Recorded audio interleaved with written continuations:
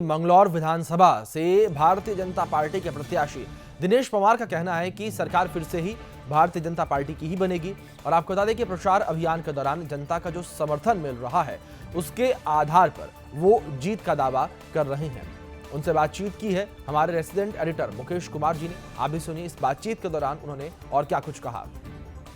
मैं हूं आज मैंगलोर विधानसभा में और हमारे साथ है बीजेपी के प्रत्याशी दिनेश पवार जी, जो कि तेजपाल पवार जी के लड़के हैं। और खासतौर पे मैंगलोर विधानसभा के क्या मुद्दे हैं और किन मुद्दों पे ये चुनाव हो रहा है उस पर हम बात करेंगे।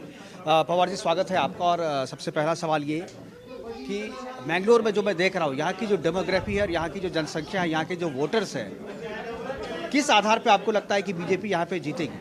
आपने बहुत अच्छा प्रश्न किया। डेमोग्राफी यहाँ पर बहुत ज़्यादा विचित्र है, लेकिन अभी भी यहाँ पर हिंदू लोग संख्या बल में ज़्यादा हैं। 52% हिंदू हैं और 48% यहाँ पर मुस्लिम वर्ग है। और यहाँ पर सबसे बड़ा मुद्दा विकास का है और सबसे बड़ा मुद्दा है यहाँ पर अपने हिंदुत्व के सम्मान का। और यहाँ पर दो चीज़ें हैं, एक तो नगरीय क्षेत्र है और एक ग्रामीण क्षेत्र है। नगरीय क्षेत्र में जो समस्या है वो ये है कि यहाँ पर दो ही लोग यहाँ का नेतृत्व करते हैं और वो हम हिंदुओं का बहुत अनदेखी करते हैं। और जो ग्रामीण क्षेत्र है जिसमें हिंदू ज़्यादा हैं उसकी उपेक्षा हो रही है, अनदेखी हमेशा हो रही है उसकी। एक सवाल, जो आपके पिताजी थे, जो तेजपाल जी, वो विधायक भी रहे हैं, इस क्षेत्र का प्रतिनिधित्व किया। हालांकि कुछ चेंजेज जो है, विधानसभा बड़ी थी अब छोटी हुई है। क्या आपको लगता है कि ये एक साजिश के तहत जो है डेमोग्राफी को चेंज करने की कोशिश की गई? यहाँ पर मुसलमानों की संख्या जो है बढ़वाई गई, बाहर से मुसलमानों को ला करके यहाँ पे बसाया गया और डेमोग्राफी को चेंज किया गया ताकि यहाँ पर जो है प्रतिनिधित्व जो है, जो रिप्रेजेंटेशन है, वो बीजेपी के हाथ से निकले। देखिए, जो स्थिति सन 91 में की विधानसभा में थी, जब बड़ी विधानसभा थी, आज 5 हो गई, उसमें से लगभग 4-5 हो गई हैं और आज दूसरी स्थिति है। लेकिन जो डेमोग्राफी उस टाइम थी लगभग उसी तरह की आज भी है। लेकिन समस्या यहाँ पर दूसरी है। समस्या यह है कि वो जो कांग्रेस हमेशा डिवीज़न का खेल खेलती रही, वो ये लोग यहाँ के जो जिनके पास नेतृत्व वही खेलते रहे। कांग्रेस ने धर्म के नाम पर देश तोड़ा, समाज को तोड़ा, जाति बिरादरी के नाम पर तोड़ा उन्होंने हम लोगों को। और वही यहाँ के जो नेतृत्व कर रहे हैं वही इस तरह कर रहे हैं। वो अपना मंगलौर में उनके पास एक वोट बैंक है, उसके आधार पर वो ग्रामीणों को बांटते हैं। और वो एक यहाँ डर बैठा रखा है यहाँ पर कोतवाली की राजनीति करने का। एक वो विधायक होता है जो क्षेत्र की विकास की बात करे, वो विकास ना होके वो कोतवाली के विधायक बनकर रह गए हैं अभी तक। एक जो बहुत बड़ा मुद्दा आपके विधानसभा क्षेत्र में आया था, लव जिहाद का मामला था। हिंदू की नाबालिग लड़की को लेकर के भाग गया था और उसमें आपकी भूमिका बड़ी प्रमुख रही थी और आपने उस पूरे मामले को, मसले को अपने हाथ में लिया था, उसको सॉल्व कराया था। लेकिन अभी तक जो है आरोपी जो है वो फरार है और इस तरीके के मामले और भी सामने आ रहे हैं। इतनी हिम्मत बढ़ गई है मुसलमानों की या जो दूसरी जो कम्युनिटी है कि लगातार इस तरह की घटनाएं हो रही हैं, इसका कोई समाज से विरोध नहीं हो पाता। दिक्कत क्या है कि यहाँ पर हिंदू समाज माइनॉरिटी में है और जब परिवार की बात हो जाता है तो लोग बाग अपनी समस्याओं को दबा देते हैं। अभी पिछले दिनों एक हमारे हिंदू समाज की लड़की को, नाबालिग लड़की को, कुछ मुसलमान लड़के लेके चले गए थे। जैसी ही सूचना मिली तुरंत हमने उसकी FIR दर्ज कराई और वो रातों रात बरामद हो गई है। और ऐसी घटनाएं यहाँ हमेशा होती रहती हैं और ये कुछ कारण हैं जिसकी वजह से यहाँ पर हिंदू पलायन कर रहा है। और ये बहुत बड़ी आवश्यकता है हमारे ग्रामीण क्षेत्र वासियों की, इस बार भारतीय जनता पार्टी को यहाँ से प्रतिनिधित्व दें, नहीं तो आपका यहाँ से अस्तित्व जो मंगलौर से तो लगभग नगण्य है, वो ग्रामीण क्षेत्र में भी कम होता चला जाएगा।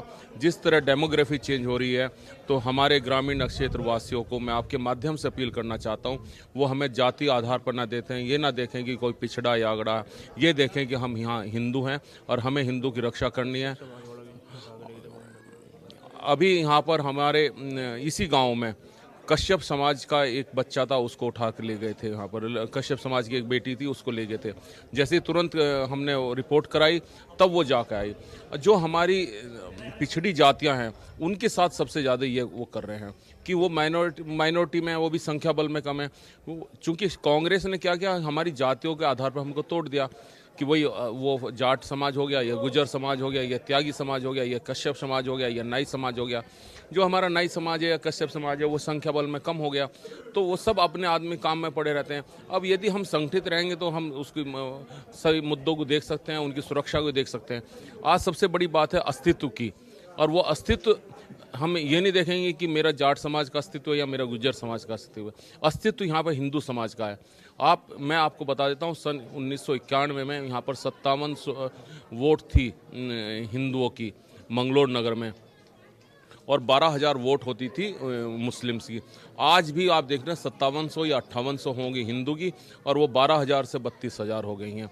आप ये कितनी बड़ी डेमोग्राफी चेंज हो गई है। दूसरा सबसे बड़ा मुद्दा यहाँ पर यह है कि जो बाहर सब मुस्लिम वर्ग आ गया, जिनका यहाँ पर इसमें कोई मतलब नहीं था, चाहे वो मुठलाना गांव में हो या लेबरडी में हो, बाहर से मुस्लिमों का इनवर्ड प्लान बहुत ज़बरदस्त हो गया और हिंदुओं का आउटवर्ड प्लान हो रहा है, और ये बहुत गंभीर विषय है। इसको रोकना बहुत आवश्यक है, और इसके बारे में सबको सोचना बहुत आवश्यकता है।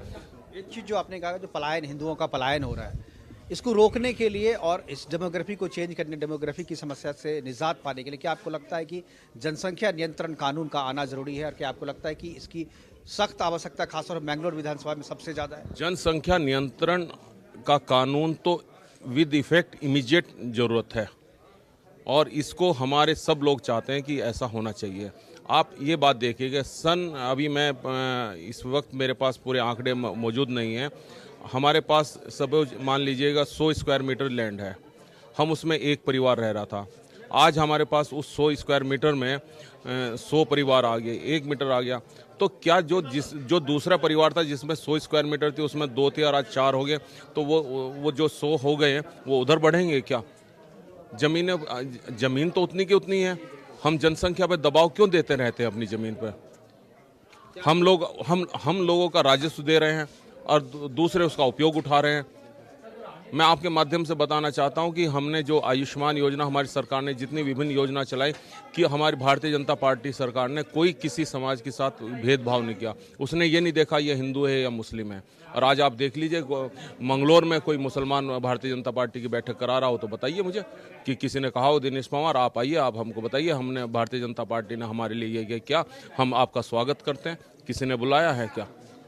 बिल्कुल, ये जो लड़ाई है बांटो और राज करो की लड़ाई है, जो योगी जी कहते हैं उत्तर प्रदेश में कि ये 80 और 20 की लड़ाई है, मुझे लगता है कि उत्तराखंड में ये लड़ाई 70 और 30 की है, और मैंगलोर की अगर बात करें तो ये 49 और 51 की लड़ाई है। बिल्कुल, आप सही कह रहे हैं, 49-51 की लड़ाई है मंगलोर में। और मुझे पूरी उम्मीद है आपके माध्यम से आप ये मैसेज आप पूरी मंगलोर की जनता को, आसपास जनता को पहुंचाएंगे, क्योंकि इस बार मंगलोर की जनता के सम्मान के लिए मैं लड़ रहा हूँ, मंगलोर की जनता के स्वाभिमान के लिए लड़ रहा हूँ, उनके अस्तित्व के लिए चुनाव लड़ रहा हूँ।